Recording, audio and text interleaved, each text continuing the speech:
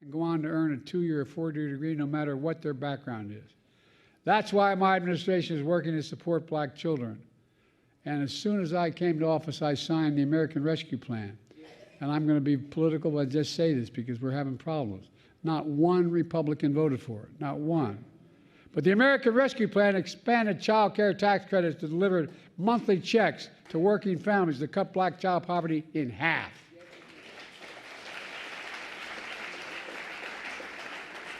My Republican friends let it expire, but I'm going to keep fighting to reestablish it. We're going to get it reestablished.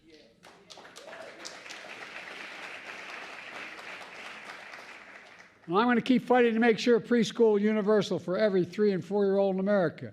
We can afford to do this. It's not hard. Instead of giving multi-billion-dollar breaks to the super wealthy, let's make the wealthy begin to pay their fair share of taxes. We can afford all this. I'll just slow up for just 1 second here. Ad-lib a little bit here because I'm going to get in trouble for keeping you longer. But you know, we have 1,000 billionaires in America. 1,000. I'm a capitalist. You can make all that money, fine. Just pay your fair share. Well, here's the deal. You know what the federal tax rate is for a billionaire in America? 8.3%. If you just raised it to 25%, we raise $400 billion over the next 10 years. That could pay for all of this, cut the deficit, and do so much more. Just pay your fair share. Look, it's not only good for children, it's good for the country when we have early education, and it grows the economy. We're also working to ensure every child, no matter what their zip code, has access to quality education experience in K through 12. The American Rescue Plan delivered $130 billion to American schools, the most ever in funding public education in our nation's history. And we added another $202 billion annually to Title I funding, support school students that are most in need. These dollars help for things like tutoring, paying teachers for what they deserve, providing more advanced casework and coursework as well. While college degrees are still the ticket to the middle class, the ticket's becoming too expensive. Too many young people, black students, are dealing with unsustainable debts in exchange for a college degree. That's why my administration is taking the most significant action, notwithstanding the Supreme Court tried to stop me, to provide student debt relief, most supreme ever. I've been able to relieve $160 billion in student debt for over 4.5 million Americans, including a significant number of black borrowers. That means they can now start a family, buy a home, save for their children's school, give back to their communities. It also increased the maximum Pell Grant by $900, the largest increase in a decade. And it matters because over 60% of black students rely on Pell Grants to go to college. And something I'm really proud of. We're making historic investments in historic black colleges and universities.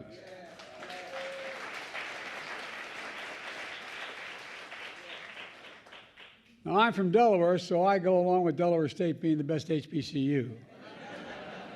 Kamala keeps saying it's Howard.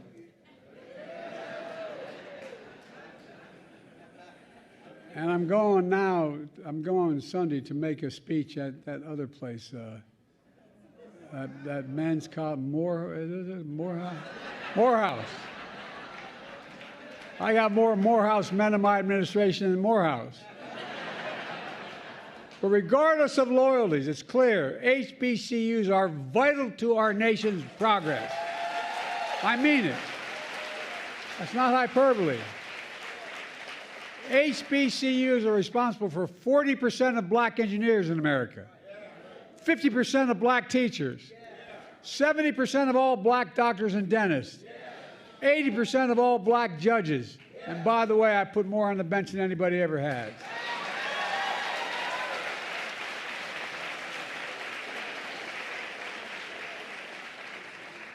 And 100% of black vice presidents. You got it.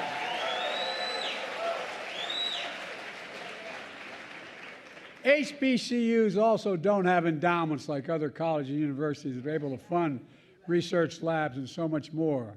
Well, Kamala and I made a commitment to lift HBCUs up, and we're keeping that commitment. Today, I'm proud to announce, as was mentioned earlier by the President, that we've invested over $16 billion in HBCUs, by far the most ever of any administration, and a combination of almost all administrations. This investment has helped HBCUs do everything from build student housing, to study climate science, to create health research labs, prepare black students for labs and industries of the future, because they don't have the endowments to do it themselves now. But let's be clear. I know real power when I see it. Later today, in the Oval Office, I'll be meeting with the presidents of the Divine Nine. You all think I'm kidding, don't you? Well, I'm proud that we are the first to... You got it.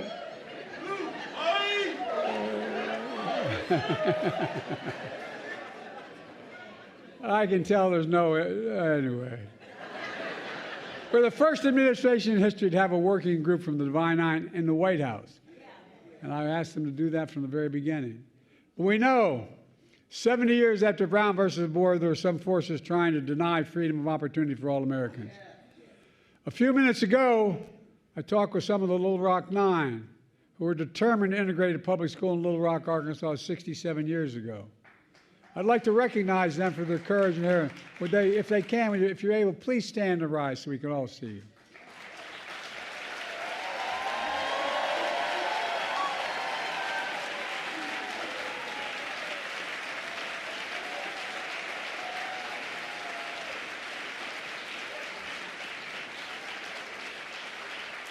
Thank God Eisenhower was president. Thank God we had someone who stood up. The Little Rock Nine were met with vitriol and violence. Today, the resistance comes in other insidious forms. An extreme movement led by my predecessor and his MAGA Republican allies, backed by an extreme Supreme Court, gutted affirmative action in college admissions. My predecessor and his extreme MAGA friends are now going after diversity, equity, and inclusion all across America. They want a country for some, not for all. And let's not kid ourselves, folks. This is the God's truth, what I'm saying. My predecessor and his extreme MAGA friends are responsible for taking away other fundamental freedoms, from the freedom to vote to the freedom to choose. But I've always believed that the promise of America is big enough for everyone to succeed. And I mean that, everyone to succeed. That's what Brown is all about. That's what we're all about. That's what America's about. Let me close with this. On Sunday, I'm attending the commencement of Morehouse College, one of our nation's most important institutions. Morehouse was founded after our nation's Civil War to help prepare black Americans who were formerly enslaved to enter the ministry, earn an education, and usher them from slavery to freedom. The founders of Morehouse understood something fundamental. Education is linked to freedom. Because to be free means to have something that no one can ever take away from you. And that's the power of an education.